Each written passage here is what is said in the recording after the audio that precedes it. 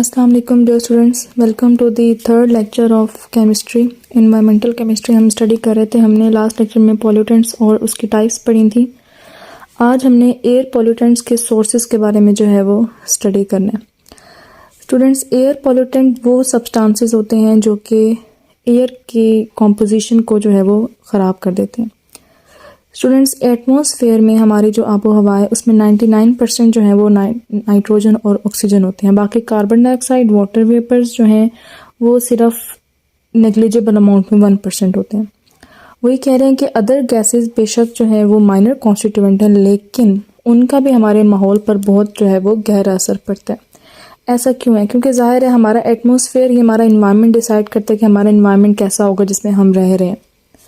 तो इसीलिए अब ये जो गैसेस हैं ना, माइनर गैसेस जो माइनर कॉन्स्टिट्यूएंट्स हैं, ठीक है, उसके माइनर जो कॉम्पोजिशन बना रहे हैं वो सेफ हैं, no doubt, but up to a concentration limit, कि जब वो एक लिमिट के अंदर जो है वो रहें। जिस तरह कार्बन डाइऑक्साइड है, लेकिन कुछ एरियाज़ में इंसान के ही कामों की वजह से लास्ट खास तौर पर 60 ईयर्स में तो ये जो है ना बहुत ज़्यादा इंक्रीज़ हो गई हैं जो निग्लिजिबल अमाउंट में गैसेस थी। ठीक है, अब हमने वही गैसेस पढ़नी है, कार्बन डाइऑक्साइड, कार्बन मोनोऑक्साइड, कुछ सल्फर के ऑक्साइड्स देख लेंगे। तो सबसे पहले ऑक्साइड्स देख लेते हैं कार्बन के, carbon dioxide and carbon monoxide.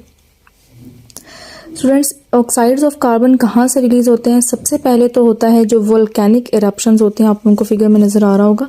Volcanic eruption जब होती है, जब भी, ठीक है, वोल्केनो जो है वो जब भी जो है वो फट कर आता है लावा, तो वहाँ से बहुत ज़्यादा मिकदार में carbon dioxide, carbon monoxide release होते हैं। और इसके अलावा जब भी ऑर्गेनिक मैटर डिकम्पोज होता है, मतलब कि जब भी बैक्टीरियाज जो हैं डिकम्पोजिशन करते हैं ऑर्गेनिक मैटर की, कोई भी मादा है, जिस तरह केले के छिलके हम फेंक देते हैं, वो ऑर्गेनिक मैटर है, उसके डिकम्पोजिशन करते हैं बैक्टीरिया, कुछ दिनों बाद वो ऐसे बिल्कुल गल सड़ जाता है ना, तो वहाँ से कार्बन डाइऑक्साइड और कार्बन मोनोऑक्साइड रिलीज़ होता है। सबसे पहला सोर्स ये हो गया।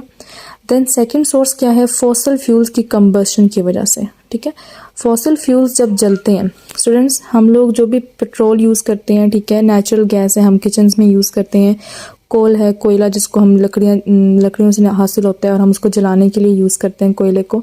तो जब भी हम ये चीज़ें जलाते हैं ना, ठीक है, पेट्रोल जलता है गाड़ियों में, जब गाड़ी चलती है तो वहाँ पर पेट्रोल बर्न होता है। तो जब भी इन फॉसल फ्यूल्स की कंबशन होती है, मतलब बर्निंग होती है, तो वहाँ से रिलीज होती है कार्बन। स्टूडेंट्स, कार्बन जो है, अब इसमें क्या होता है कि कार्बन यहाँ पर इस फ्यूल में पाई जाती है, ठीक है, पेट्रोल में, कोल में और नेचुरल गैस में कार्बन होती है ना, वो ऑक्सीजन के साथ कंबाइन करती है और हमारे पास बन जाती है कार्बन डाइऑक्साइड। तो यहाँ से कार्बन डाइऑक्साइड इमिट होती है। स्टूडेंट्स, आप ये भी सोच रहे हैं कि कार्बन डाइऑक्साइड जो है वो तो हम फोटोसिंथेसिस में हमने पढ़ा हुआ है कि वो तो प्लांट्स यूज़ करते हैं कार्बन डाइऑक्साइड और फूड बनाते हैं, तो यहाँ पर हम उससे पॉल्यूशन क्यों पढ़ रहे हैं? देखिए, नो डाउट एक लिमिटेड अमाउंट में कार्बन डाइऑक्साइड जो है वो फोटोसिंथेसिस के लिए यूज़ होती है, बट हमने यहाँ पर क्या पढ़ा है? सेफ होती है अप टू कंसंट्रेशन लिमिट, लेकिन कुछ एरियाज में ज़्यादा हो गया तो ज़्यादा पता है हर चीज़ की फिर नुकसानदेह होती है। फॉसिल फ्यूल जब भी बर्न होते हैं कंबशन इंजन के अंदर, ठीक है, ऑटोमोबाइल मतलब गाड़ियाँ हो सकती हैं, भट्टी हो सकती है किसी भी इंडस्ट्री की, या ओपन फायर आप आग लगा रहे हो, तो उससे कार्बन डाइऑक्साइड और कार्बन मोनोऑक्साइड एमिट होती है। इसके अलावा जब फॉरेस्ट फायर होती है या आप कोई भी लकड़ी जलाते हो, वहाँ से भी कार्बन डाइऑक्साइड और कार्बन मोनोऑक्साइड जो है वो एमिट होती है। ख़ास तौर पर जब सप्लाई ऑक्सीजन की कम होगी तो एमिशन होती है कार्बन मोनोऑक्साइड की। स्टूडेंट्स, कैसे? मतलब कि देखिए, मैंने आपको कहा है कि कार्बन और ऑक्सीजन जब कंबाइन करेंगे तो कार्बन डाइऑक्साइड बनेगा। यहाँ पर ऑक्सीजन हमारे पास एक्सेस सप्लाई में मौजूद है, लेकिन अगर कार्बन है और ऑक्सीजन जो है वो हमारे पास इतनी ज़्यादा नहीं है, तो तब हमारे पास जो रिएक्शन होगा हाफ होगी ऑक्सीजन। हाफ मतलब 2 का हाफ क्या होता है? 1। तो carbon plus 1 O it will give us carbon monoxide. तो तब जब ऑक्सीजन लिमिटेड होगी, मतलब कम होगी ऑक्सीजन, तब हमारे पास कार्बन मोनोऑक्साइड बनेगी। ये बात आपने याद रखनी है। और जब ऑक्सीजन ज़्यादा होगी तो तब कार्बन डाइऑक्साइड बनेगी। अब स्टूडेंट्स, कार्बन डाइऑक्साइड का जो है वो ग्रीन हाउस इफेक्ट में और ग्लोबल वार्मिंग में जो है वो क्या रोल है? स्टूडेंट्स, समझने के लिए जो है वो आप लोगों को एक डायग्राम में बनाकर दिखाती हूँ। हमारी अर्थ है, ठीक है, हमारी अर्थ के अराउंड जो है, क्योंकि कार्बन डाइऑक्साइड ज़्यादा हो रही है तो वो ऊपर ट्रोपोस्फेयर से ऊपर स्ट्रेटोस्फेयर में जाकर या ट्रोपोस्फेयर के बिल्कुल एंड पर जाकर एक्यूमुलेट होना शुरू हो गई है कार्बन डाइऑक्साइड, ठीक है। और वक्त के साथ साथ कार्बन डाइऑक्साइड की जो है वो लेयर क्या होती जा रही है? मोटी होती जा रही है। स्टूडेंट्स, ये कार्बन डाइऑक्साइड क्या करती है कि ये यूवी रेज को तो आने देती है, लेकिन जो इंफ्रारेड रेज अर्थ से टकरा कर वापस जाती हैं उनको ये इसमें से पास नहीं होने देती है, बल्कि उनको वापस ज़मीन पर ले आती है, जिसकी वजह से इसको बोलते हैं greenhouse effect. Green house effect क्यों बोलते हैं वो भी मैं आप लोगों को बताती हूँ। इसकी वजह से अर्थ का टेम्परेचर जो है वो क्या हो रहा है, ड्यू टू दिस गैस ज़्यादा हो रहा है, जिसकी वजह से, जिसको हम कहते हैं टेम्परेचर ज़्यादा होने को, पूरी दुनिया का टेम्परेचर ज़्यादा हो रहा है। इट इज़ कॉल्ड ग्लोबल, मतलब पूरी दुनिया में वार्मिंग हो रही है, ग्लोबल वार्मिंग, टेम्परेचर ज़्यादा हो रहा है। टेम्परेचर ज़्यादा होने से क्या नुकसानात हो रहे हैं? टेम्परेचर ज़्यादा होने की वजह से एक तो हमारा जो क्लाइमेट है वो बहुत ज़्यादा डिस्टर्ब हो रहा है, ठीक है। उसके अलावा टेम्परेचर ज़्यादा होने की वजह से जो हमारे ग्लेशियर्स हैं, ठीक है, हमारे जो नॉर्दर्न एरियाज़ में जितने भी ग्लेशियर्स हैं वो सारे ग्लेशियर्स क्या हो रहे हैं, मेल्ट हो रहे हैं, ठीक है, जिसकी वजह से फ्लडिंग हो रही है। मतलब ज़ाहिर पानी जो है वो बहुत एक्सेस अमाउंट में जो है वो आता है, फ्लडिंग होती है। उसके अलावा हमारे जितने भी आइलैंड्स वगैरह हैं उनके सिंक होने का चांस है, ठीक है, और लैंड जो है वो बहुत ज़्यादा क्या हो जाएगी, कम हो जाएगी, क्योंकि आइलैंड्स जो हैं वो हमारे ज़ाहिर करीब होते हैं। और जो हमारे ख़ास तौर पर कोस्टल एरियाज़ हैं, मतलब कि जो है जैसे कराची हमारा जो बिल्कुल जो है वो पोर्ट के पास होता है, गवादर पोर्ट है वहाँ पर, तो वो हमारे एरियाज़ जो हैं, क्योंकि पानी की लेवल ज़्यादा हो रहा है, जिसकी वजह से वो एरिया, उन एरियाज़ को ख़तरा होता है कि वहाँ पर पानी की अमाउंट क्या हो जाएगी, ज़्यादा हो जाएगी। और सब कुछ क्यों हो रहा है? क्योंकि टेम्परेचर हमारी अर्थ का आहिस्ता आहिस्ता ज़्यादा हो रहा है, जितने भी बर्फीले तोदे हैं वो सारे पिघल रहे हैं हमारे। अब स्टूडेंट्स, ये इसको ग्रीन हाउस इफेक्ट क्यों कहते हैं?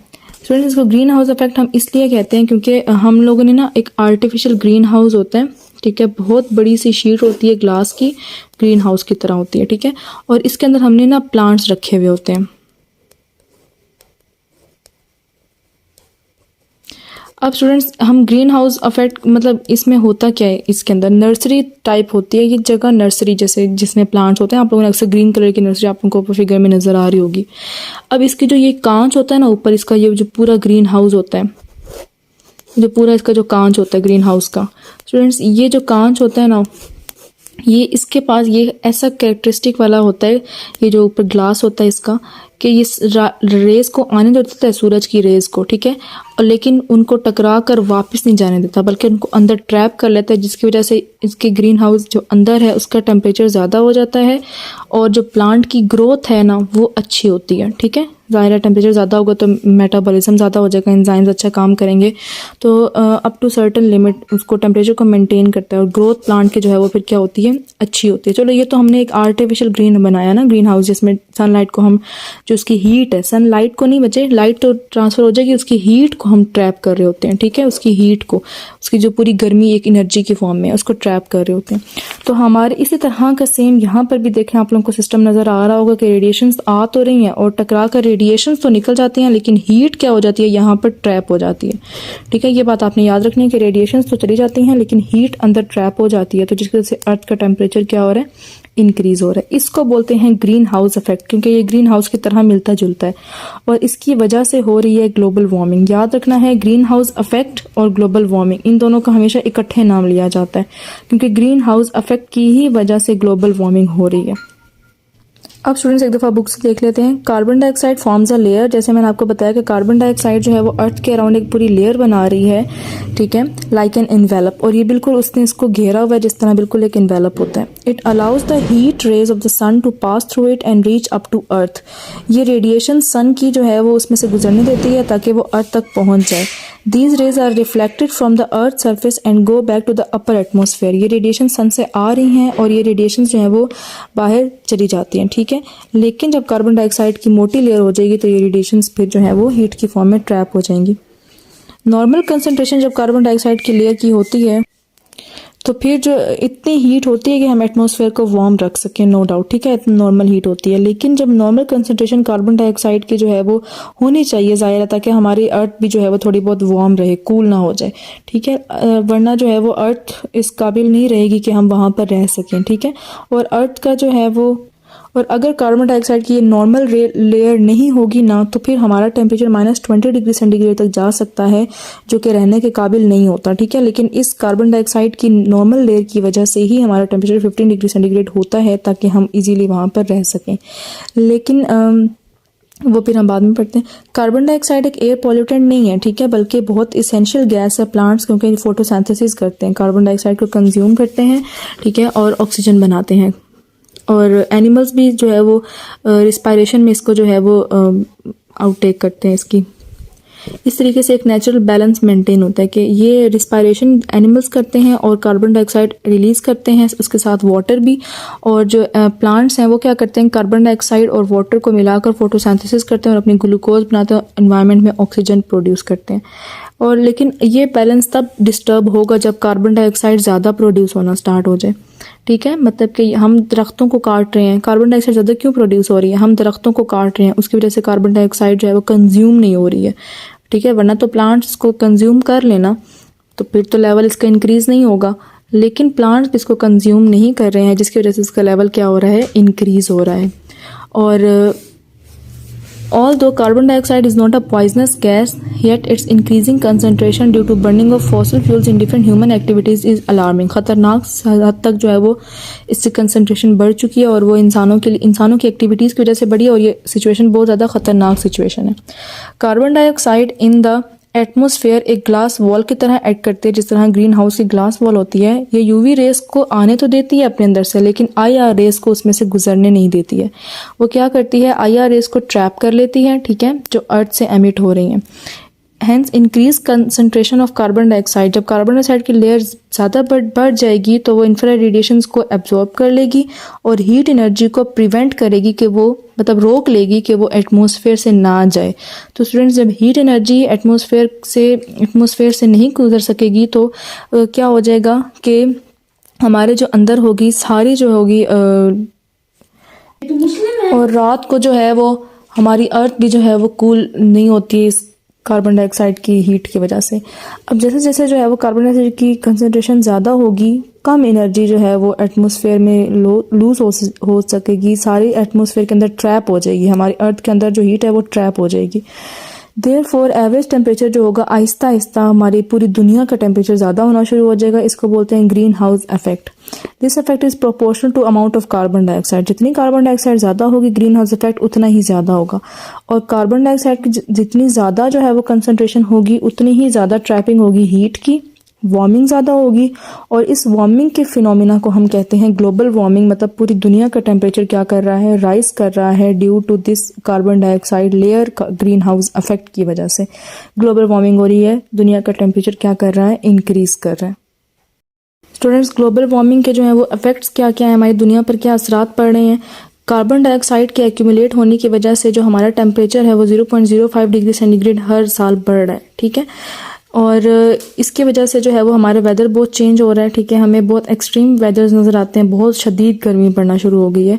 ग्लेशियर्स जो हैं वो पिघल रहे हैं, स्नो कैप जो हमारे आप लोगों को फिगर में नज़र आ रहा होगा वो सब भी पिघल रहे हैं, जिसकी वजह से फ्लड्स के आने के चांसेस क्या हैं, ज़्यादा हैं। उसके अलावा जो हमारा सी लेवल है, ठीक है, वो पहले कम था लेकिन पानी के अब ज़्यादा होने की वजह से, क्योंकि ग्लेशियर्स पिघल रहे हैं, पिघल कर पानी में कन्वर्ट हो रहे हैं, जिसकी वजह से सी लेवल ज़्यादा हो रहा है। और जो हमारे लो लाइंग एरियाज़ हैं जो करीब साहिल समंदर के करीब हैं या जैसे आइलैंड्स वगैरह हैं, वो सब मतलब कि बहुत ख़तरा है उनको कि वो सब मर्ज हो जाएंगे और वहाँ पर जो आबादी थी अब वो रहने के काबिल नहीं रहेगी। तो ये बहुत बड़ा जो है वो एक प्रॉब्लम है।